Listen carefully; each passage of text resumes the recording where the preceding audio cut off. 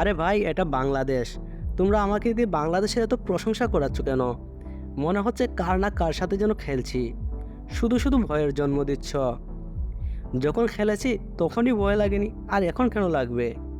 আরে এটা বাংলাদেশ, অস্ট্রেলিয়াও নয়, পাকিস্তানও নয় যে হঠাৎ করে কিছু একটা করে বসবে।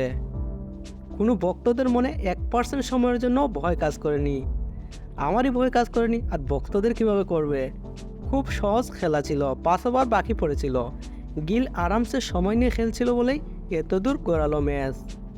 যদি রোহিত শর্মা, শ্রেয়াস আয়ার অথবা বিরাট কোহলিদের মাঝে কোনো একজন জলদি আউট না হতো, তাহলে 35 ওভারে শেষ হয়ে যেত খেলা।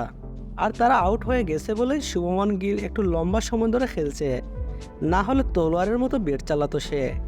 ভারত বাংলাদেশকে ভয় পায় কি না, সাংবাদিকের এমনই এক প্রশ্নের উত্তরে জবাব দিতে গিয়ে বাংলাদেশকে নিয়ে কটাক্ষ করলেন ভারতেরই সাবেক ওপেনার বীরেন্দ্র সেহওয়াগ।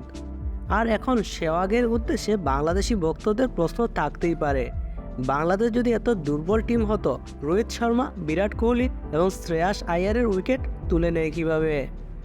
আর ইনজুরি নিয়েও তৌহিদ হৃদয় সেঞ্চুরি হাঁকায় কীভাবে? ক্রিকেটে জয় পরাজয় থাকবেই, তাই বলে কোনো একটা দলকে ছোটো করে দেখা বা দলকে নিয়ে কটাক্ষ করা মোটেও ঠিক নয়।